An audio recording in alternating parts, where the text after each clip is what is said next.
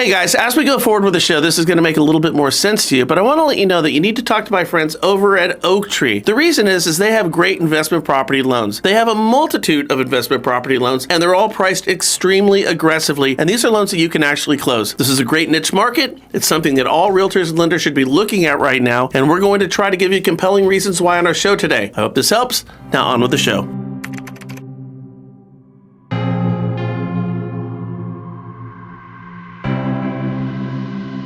So, the CFPB recently issued what it referred to as supervisory highlights on what they're referring to as unlawful junk fees. Now, in the mortgage industry, we all know what junk fees are. It's processing, doc prep, admin, and others under other names. You know, the industry probably should have called them something other than junk fees. We should have called them something like fulfillment fees, or education fees, closing fees, and most accurately, they should have been called discount fees. Now, if they were called discount fees rather than junk fees, I think the CFPB would leave them alone. But because nobody at the Bureau has ever written a loan or been involved with a loan, they hear the term, assume the worst, and therefore it must be eradicated. But let's think about this for a second. Why should junk fees be called discount fees? Well, here's why. Now, this is really important to understand as far as the mortgage industry goes. Because for a mortgage company, their margin for profit is basically their junk fees. And right now, it's not even that. For example, a lender may charge $1,500 in junk fees, but their profit margin on a loan-by-loan basis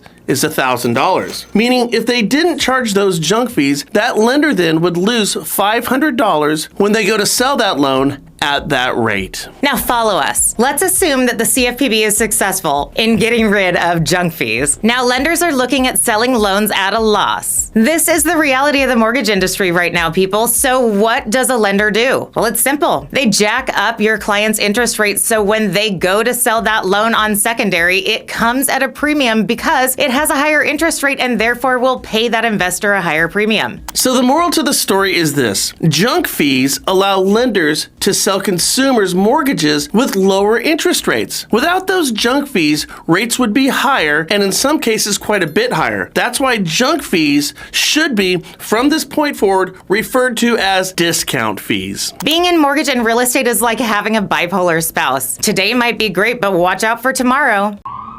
What do you think of that?